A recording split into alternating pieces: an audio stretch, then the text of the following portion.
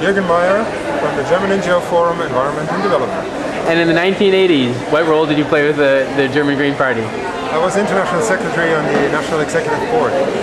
So tell me a little bit first about the domestic politics of the party back in those days, and then about your role as International Secretary. Well, at that time the Green Party was clearly a rising, a new opposition party. We got a lot of votes because of the opposition against the nuclear missiles, Pershing and Cruz, and after Chernobyl, that basically almost doubled our parliamentary representation. So at the same time, the party was sort of struggling with itself, with its identity, with all these various factions, and many times the party was more busy with attacking other Green Party politicians than with the government or the Social Democrats. But maybe that is normal and natural in any such emerging organization where all kinds of very, very different people come together. It was funny. It was not always funny, but looking back, I think it was a great time. And you think it was just being an emerging party, or a party trying to do things differently? Because obviously in other countries we always heard it being portrayed as the anti-party party. Well, of course it was a party that was trying to do everything differently. Sometimes it didn't even want to be a party, but formally, legally, of course it was a party, or it still is a party. And I think in a way the normal development is that if you form an organization out of opposition against all the existing political parties, you want to make things differently.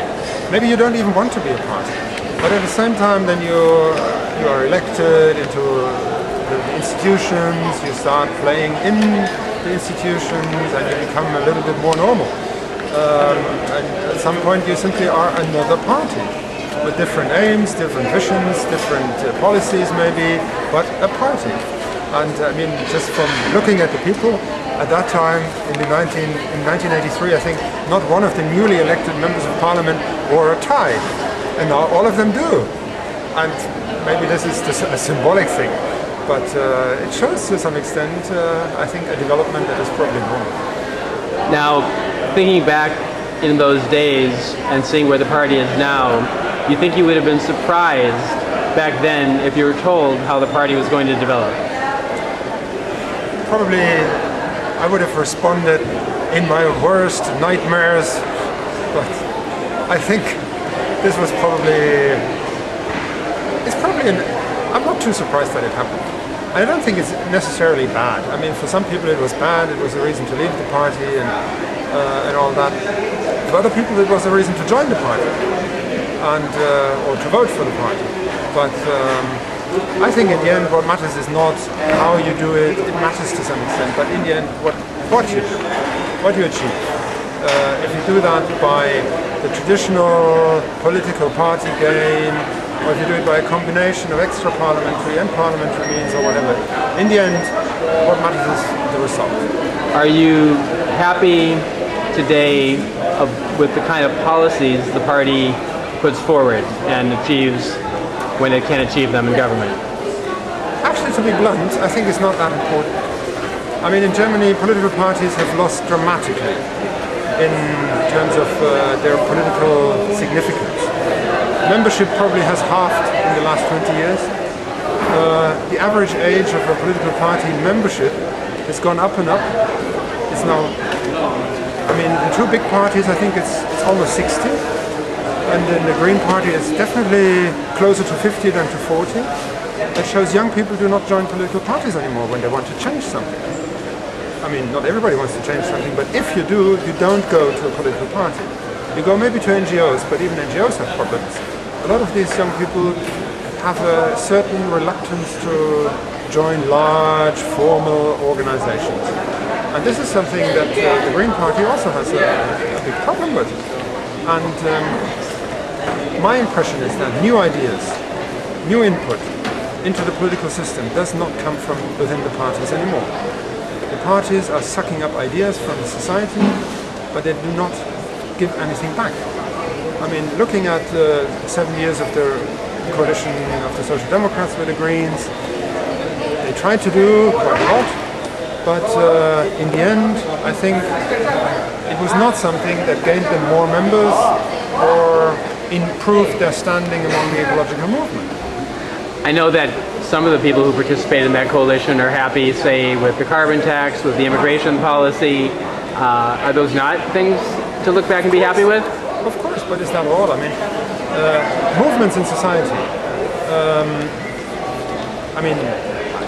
So the public debate, I think, is now to a large extent taking place without the political parties, and that's a big difference to the 1980s when political parties were everywhere. I mean, in that sense, I think Germany is similar, like many other countries, where this type of party democracy is really in a crisis. We need more direct ways of democracy, more sort of formal avenues for civil society to interact with the political system, other than being just a lobbyist.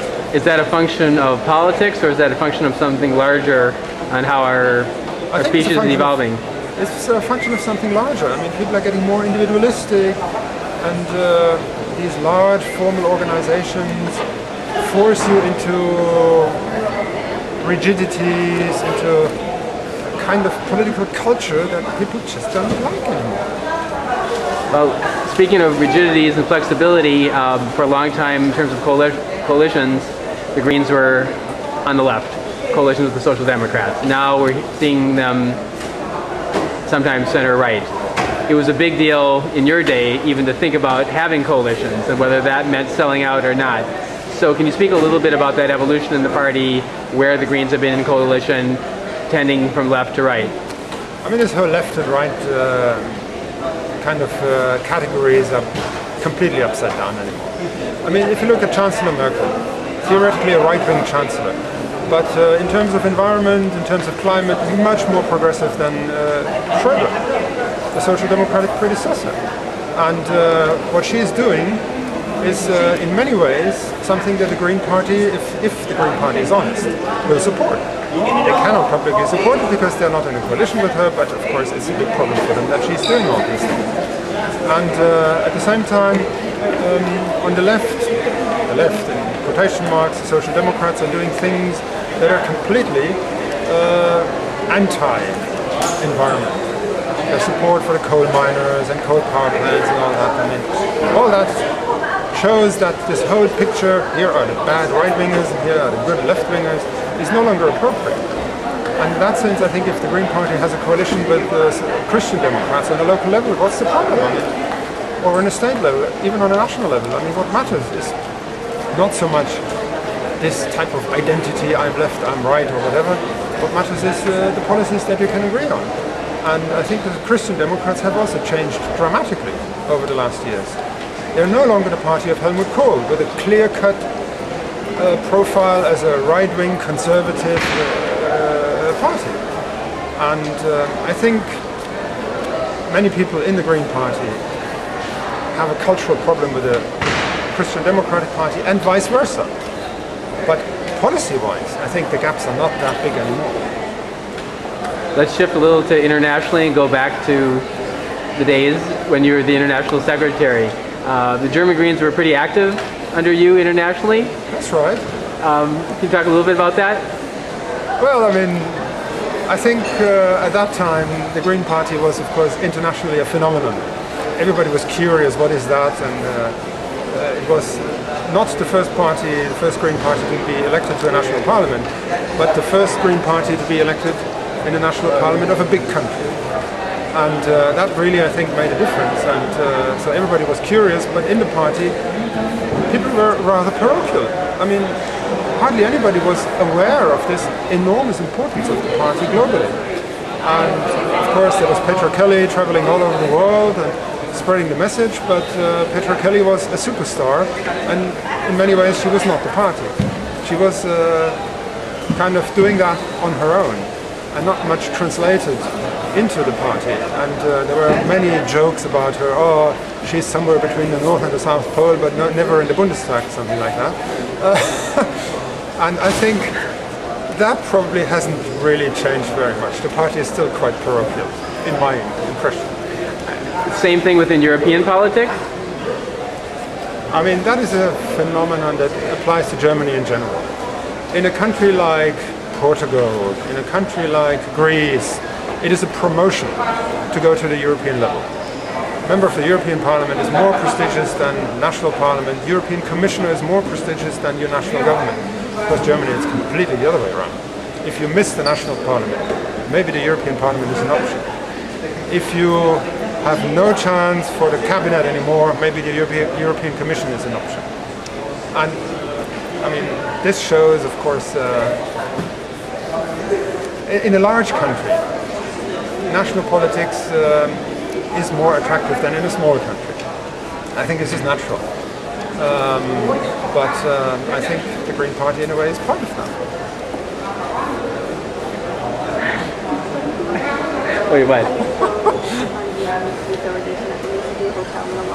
Oh, excellent.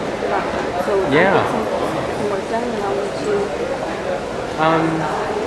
I'll come over there after I'm going to putz around here a little bit. I'll just half hour, 40 minutes. Yeah, I don't think it's going to be long, and I feel totally inappropriately dressed. But But you're having fun. Okay, last question. We're here in Bali. Yeah, it's a great place to be. It is a great place. What are you doing here, and you know, how do you see climate negotiations going? Well, you know, I'm an NGO lobbyist, like so many others here, part of the Climate Action Network, coordinating Germany's NGOs. I've been at every COP except COP2, so nothing can shock me anymore. And this one is actually going, I think, fairly well. I mean, I've seen a lot worse COPs. And this one is not a COP where you negotiate a treaty, it's a COP where you just negotiate a roadmap for a treaty. Right. And everybody knows that quite a number of the players that are here will not be there in 2 years when the treaty is negotiated. First and foremost, the American administration. And I think, given the changes in Australia, given the strong pressure in the US, given the European Union decisions for climate and renewable energy, we have a global impetus at the moment. If you look here, how the UN system works, how slow it is, it's awful. But imagine a parliament that can only decide by consensus. It would be the same. And this is something where you can only decide by consensus. And without this slow international process, 75% of national actions would not take place. And that's, I think, the main importance of the international process. Jürgen? Mike? Thank you.